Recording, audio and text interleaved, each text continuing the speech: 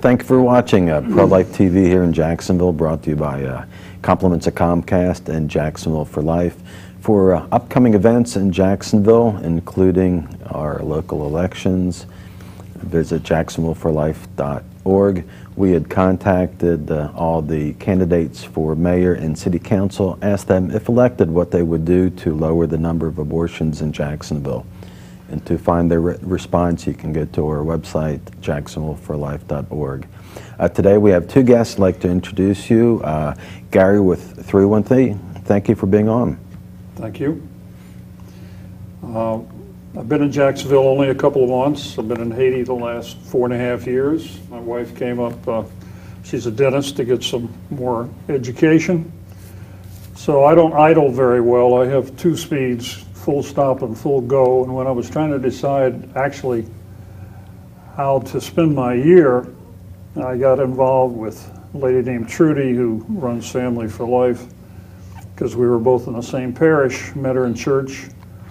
And I got interested in the whole abortion issue. I mean, as a Catholic, I have known all my life that it was wrong, but I have never been involved in any pro-life activities.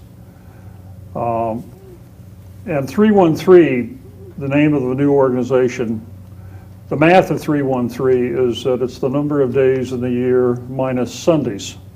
Or to put it another way, the number of days in the year that an abortion clinic might be operating. And we even had some reports this year of at Christmas time that in Wisconsin there were a couple of abortions done at a clinic on Christmas Day. So this is a pretty good indication of what we're dealing with. The goals of 313 are pretty simple. We're not a normal nonprofit. We are more of a catalyst to the nonprofits that are already doing good work in this area, trying to offer and assist and so on where we can on different things. One of the universal enemies that I think we have is the passive nature of the American people. We are a civilized people. We like to think we handle things in an orderly way. Good people a lot of times are not action-oriented, no matter how deep their beliefs. This against a committed opponent, you know, who's well-organized, well-financed, and so on, like Planned Parenthood as an example, can put us 2 steps behind almost at the beginning of every conversation, as a lot of people get revved up to the threat. The other thing is, and I don't know much about this as a industry, the pro-choice, pro-life industry. So probably anybody watching today would know more than I do. But I know that the truth, the meaning of words, has been so distorted in this country on this subject that it's difficult to have a conversation in a lot of cases, because all the words have become politicized and shaped so that we have dehumanized the baby. And the soul of all the people, I'm told that there are 20 people for every abortion that are in some way enabling that abortion, whether it be family or friends, or whether it be the landlord of the building which the abortion clinic operates out of. All these people are contributing to that in some way. And so as we looked at 313, what did we want to try to accomplish? As I said, I'll be here a year, I'll be back in Haiti. I want to leave something that is sustainable. And we talked about, first of all, I'm a Catholic, I'm married to a Haitian woman. In the 5 years I was in Haiti, I'm for the first time in my life in a biracial family. I see things, although Haitian blacks are different culturally and everything from African American people, they have so many things in common to the culture. And I see things differently than I did, and then one of which is the victimization, if you want to use a word I don't usually use, but in this case it fits, that the black community has gone through many times at the hands of their so-called friends and supporters, has in some cases been the biggest problem. But we decided that one of our goals, just a few goals to mention, is that we're not going to be successful over the long term if the pro-life movement is white and Catholic. That's not enough. It's something that is on the shoulders of all mankind, on the shoulders of all Americans, regardless of their religious denomination or their race. We've got to expand, diversify the number of people and the types of people that are involved in this. A couple of other things, I won't go through all of them, but we feel that, you know, we got into this particular level of predicament through Roe versus Wade. Certainly the landscape has changed with the polls. I don't know, I honestly don't know if Roe versus Wade today could get approved. There are now a majority of Americans who are against abortion. To some extent, you know, I think that this was a selfish act. And mankind is full of selfish acts, but not many of them cause the death of another human being in order to fulfill the selfishness of the act. That's the difference here. And so, you know, we talked about legislation, and we've got a couple of bills in the Florida legislature now, modeled on the Louisiana and Texas law, one of which will cause the people working, the doctors working in abortion clinics, to be privileged at a hospital within 30 miles. I was shocked to find out, I don't know why I was shocked, I don't know anything, but I was surprised to find out that of the 75 approximately abortion doctors in the state of Florida, only about 65 of them now have those privileges. They're going to have to get those privileges, or they're going to have to close the clinic by July 1st if this passes. But it's been adopted in the Senate and the House. It's in committee. Theoretically, the Republican votes are there to pass it. I'm sure Planned Parenthood will amend it to death, weaken it, kill it. They're formidable. We'll see. But I think the legislative part of this, I say this because it's voting season, I guess, coming up in Jacksonville. Voting's important. We end up with these things when we don't know. You know, Nancy Pelosi talks about Obamacare, you'll have to read it to know what's in it. That's not the only example. And a lot of abortion law has been sort of in the same category. The passive American, good-hearted people have allowed a lot of things to get on the books, which later they find are very much against their belief system and their desires. But because it's being managed and manipulated by very professional pro-choice organizations, it suddenly is not so easy just to snap your fingers and correct. So in Florida, which is ranked, I understand, 27th out of 50 states on how pro-life we are, we're getting into, okay, what do we need to be 26? What do we need to be 25th, et cetera? And we're going to be active in that area. And then there are other things. We talked about getting an outreach to the churches of all denominations.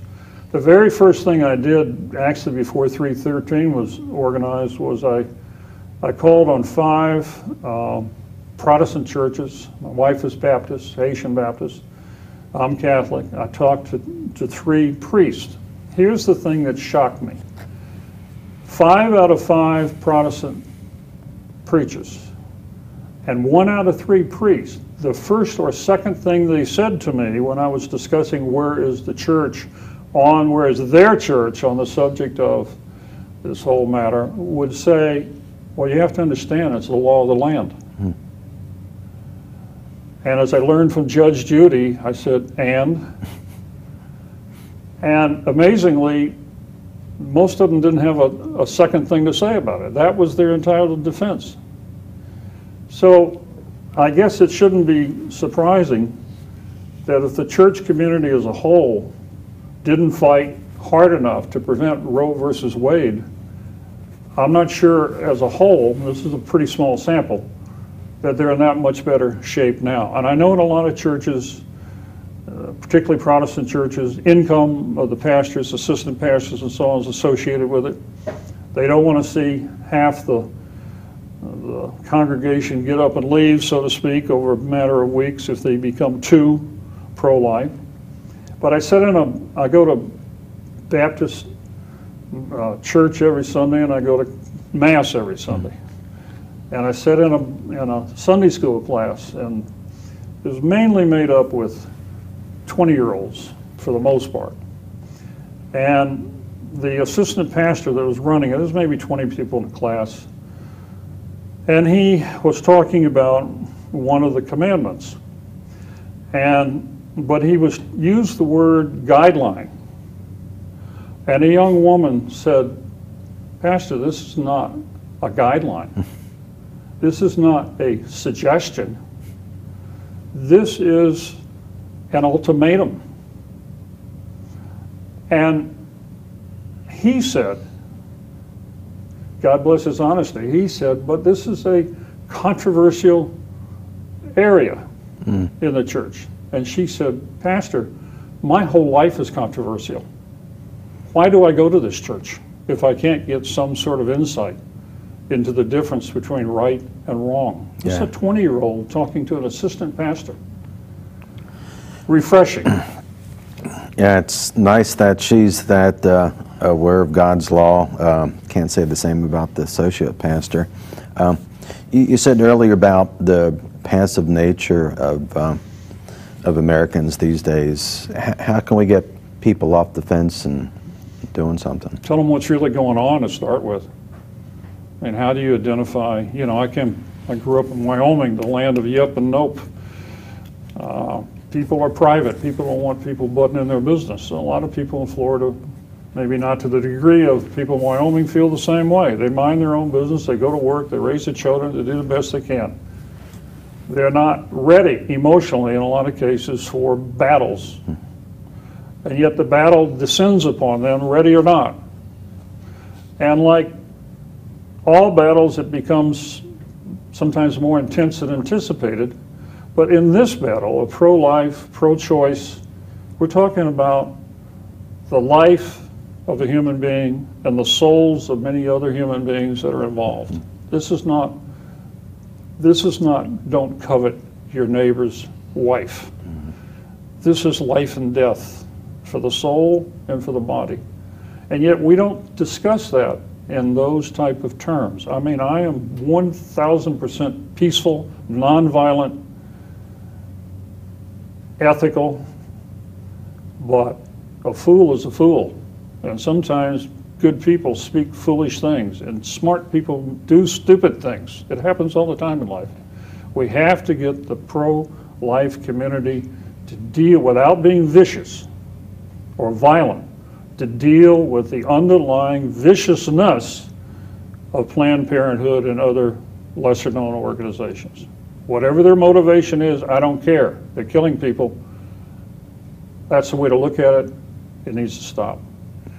Yeah, and we talk about killing people, and you know, we know the numbers, but you know, if you're watching, we're talking in Jacksonville over 6,000 babies every year. You know, that's 20 babies every day. You know, these are innocent souls. These are young mothers that probably don't have all the information about all the free pregnancy centers here in town, all the assistance they can get, all the financial assistance they can get, what their true options are to abortion, and that's why this is so important. And in addition to all the things you said, they're in a very stressful state of mind. I'm told, you know, normally they have one or two family or friends that may be on their side, and a host of people going the other way, and they're under a lot of stress. Not an easy decision for any of us to make if we were in that situation. And how do you get a moment of clarity for that girl so that she can make some sort of a decision, not forced upon her by her circumstances and by her relatives and by her friends, but so she can understand really what's going on, and that the future can be a lot brighter maybe than she thinks.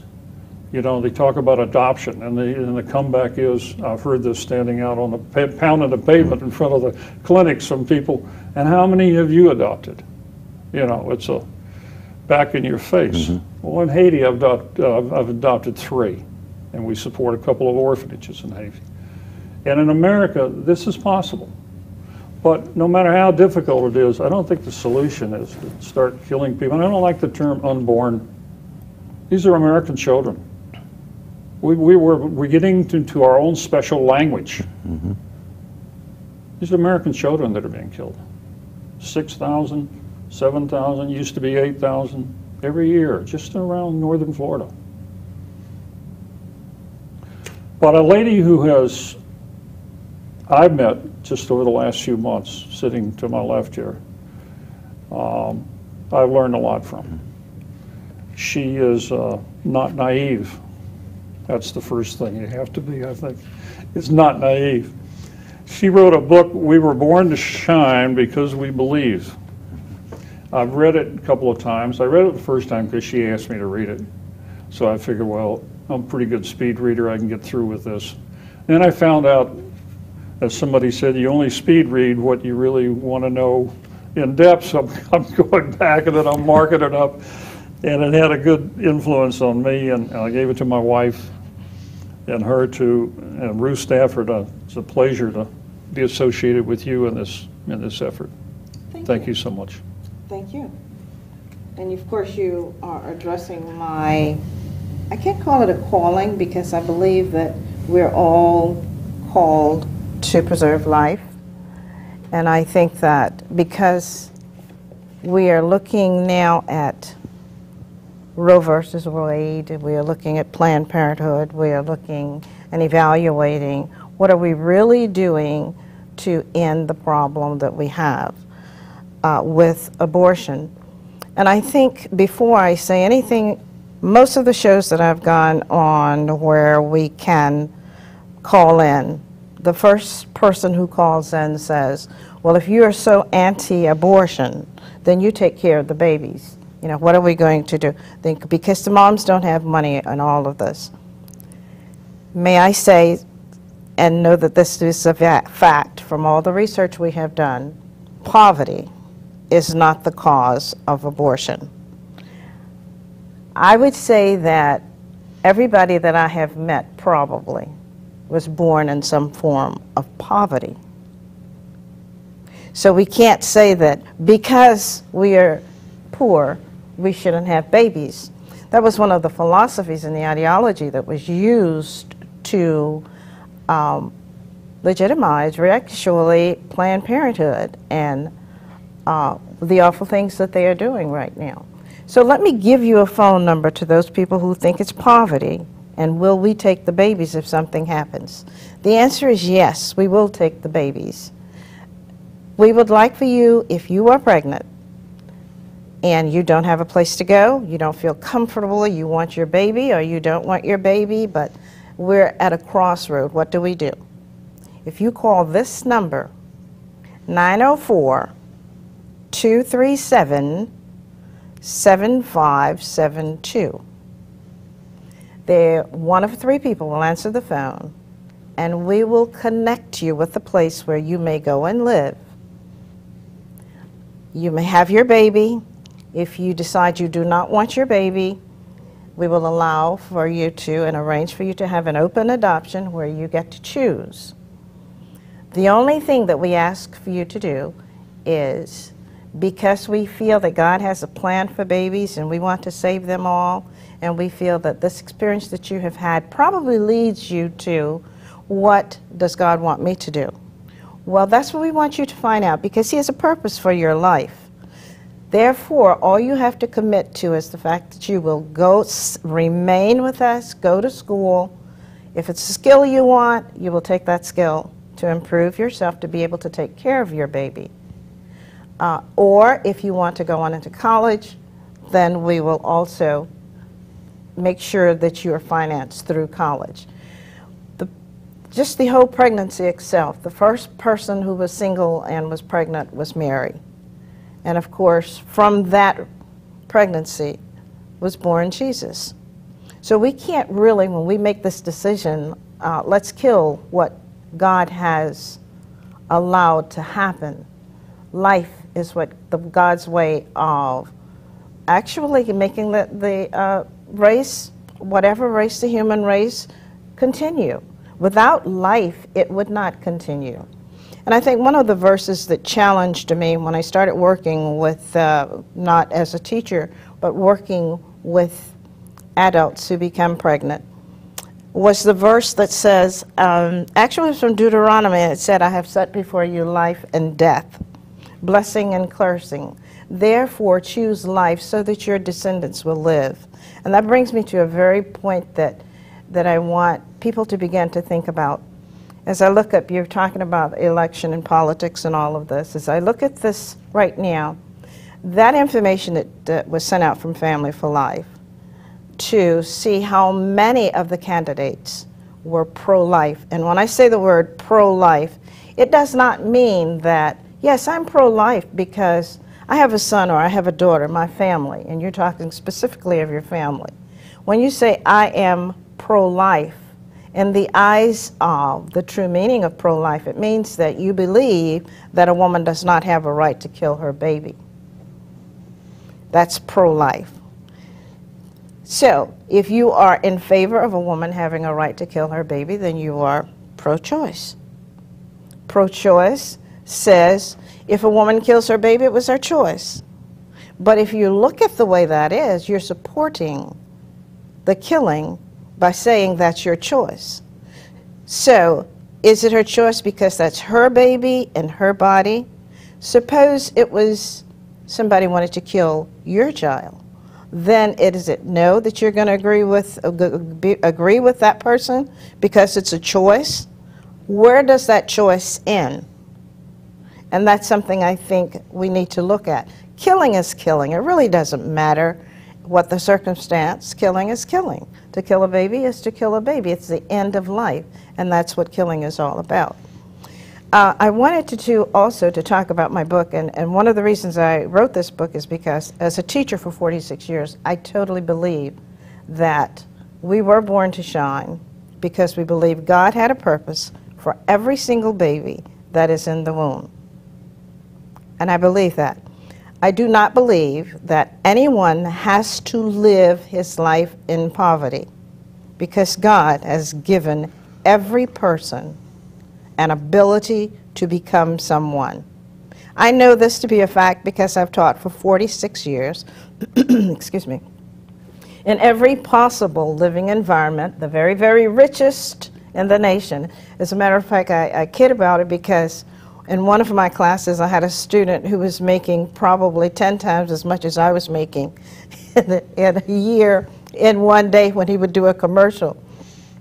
So I joke about that. But the richest kid to the poorest, and I have never seen a child that did not have an ability. We concentrate on disabilities, but everyone has an ability. We talk about all of these, oh, well, he's dyslexic. And I think we need to look specifically at the abilities that people have. Dyslexia only means one thing. I have a problem with the alphabet in America. But it's an ability because I'm three-dimensional and I can see the other side. Therefore, I can make a very good whatever field is required where you need three-dimensional depth to be able to see. I'm not dyslexic, but I wish, in a sense, that I could see that other side. I could decorate my own house. I would have that vision of that before I even put something in my house. So I think that's something that we have to concentrate on. But back to the babies. I wish everybody would do one favor for me as this election is coming up, and that is ask yourself 3 questions. The first one is, why was to the African American who has now lost over a quarter of our race to abortion? I don't believe God planned it that way. A quarter of the African American race has been lost to abortion. The projection right now is that by 2038, the African American vote will be insignificant. When I see the research from what Trudy has done with Family for Life, that is true because most of our African American candidates in Jacksonville who are currently running are pro-choice. And as long as we're pro-choice, he says it's okay to kill my baby. Only 28% of the African American children are in a two-family home. The family unit has been destroyed. 78% of those children are out there, 72%, I'm sorry, 8%, are out there without a mother and a father. So we've already destroyed the family, but yet we are voting, we are pro-choice. You can kill your baby if you want to. I don't understand that. These are educated people. Why was the Democratic Party organized? It was a group of people who organized specifically for one purpose, and that was to keep the African American enslaved as a slave. They have been extremely 100% successful. When you look at our families, have been totally destroyed. What is left is just a fragment, a remnant of what we should be. So I wish these candidates would ask themselves that question. I wish you would ask, why do we have abortion? We have abortion because Margaret Sanger said the African American was not intelligent enough. Therefore, the solution was to kill those babies. So this is why Planned Parenthood was formed. It was formed specifically for that. It's the most racist, racist form of racism that I think you can ever think about. And the fact that it is endorsed because no one says anything about the fact that, yes, this is the reason we have the Democratic Party. This is the reason we have Planned Parenthood. And it's legal. When KKK was killing off the people and they started complaining, poof, up comes Roe versus Wade. Roe was not raped. And we all know that now. But what KKK has been challenged. So now look what we have. Let's legalize Roe versus Wade, and we're continuing to do and made legal to continue to kill the race. So one by one, they're still being killed.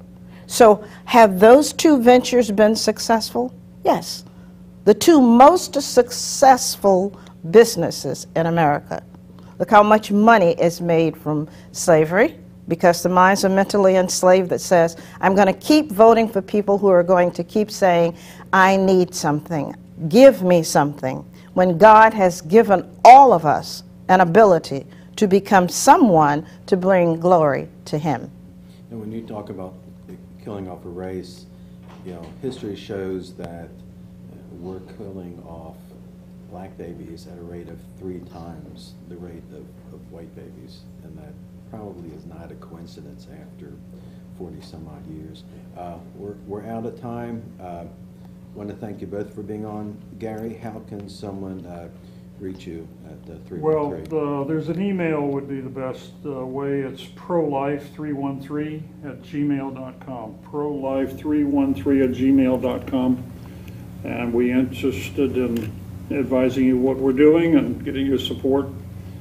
And thank you very much for the opportunity to be here today. I appreciate you being on. And Ruth, if you'd be so kind to give out your number again. The number again is 904-237-7572. No one has to kill his baby. Yes, No. we will take your baby, and you too. That is correct. And all that information, as far as the contact information, will be at our website, jacksonvilleforlife.org. I want to thank you for watching. Until next time, do something, save babies in Jacksonville. You're watching Public Access on Xfinity 99, exclusive programming for Jacksonville Xfinity subscribers.